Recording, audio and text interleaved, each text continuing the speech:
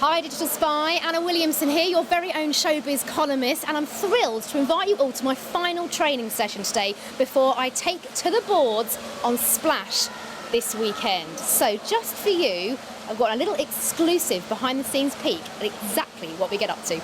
So welcome to the dry dive area. Now this is basically like a big playground for aspiring divers. If you look down here, so this is the foam pit, and there are diving boards that lead into this.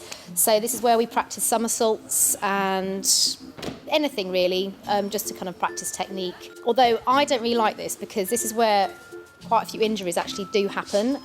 Una has hurt a toe in this foam pit already.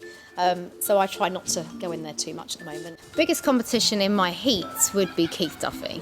He's fearless, he's a machine, and I think he's going to do something pretty good. As far as I'm concerned, I'm very competitive. I'm a bloke, you know, and men generally are very competitive. So I probably would have liked another 2 years training before doing this show. I'm still not quite sure exactly what I'm going to do on the show.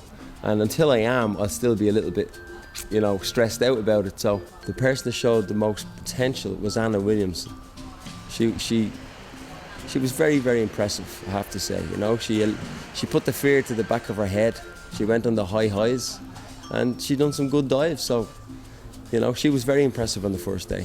Now this runway thing, it's actually really springy, and it's quite good because it takes all the impact when we're sort of jumping and skipping and just generally doing warm-up exercises. Now I like this because it's really squidgy and foamy, and to be honest, it's quite nice to have a little nap on as well.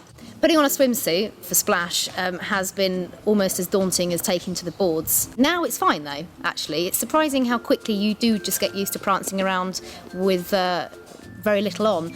I'm still not completely comfortable with it, but hey, do you know what? It's just like being on holiday by the pool. That's the way I see it. I'm not here to kind of parade around the Speedos. I'm here to do a dive, and the most comfortable way you can do a dive is with Speedos on, because, you know, your package has to be well kind of taken care of, and if you're wearing shorts, you know, there's an awful lot of damage can happen.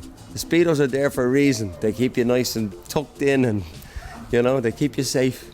Tom is fantastic, a fantastic mentor. Not only is he a brilliant diver, as we all know, but he actually is really good at teaching and coaching, and the way he explains how a dive should be, how it should feel, actually does get through to you, and I think that's a great talent to be able to teach as well as to be able to do. Tom's an absolute fantastic man. You know, he's great career. He's a real good rounded man, great ambassador for the sport. He's a great role model for the kids looking at the show. I think, you know, I'm very impressed with Tom Daly. He's a good lad. And then over here got trampoline. Now you normally get into a harness, which is up in the sky at the moment. That's put on you, and then this is where we do a lot of the practicing, things like practicing a tuck, which you go into a dive, or maybe a pike, which is like that, or a somersault, which I won't do because I might not land on my feet and that would be embarrassing. So we do lots of, just lots of body tension practicing on the trampoline. So it's basically a bit like a playground in here, but we have to remember that we have to do hard work here as well.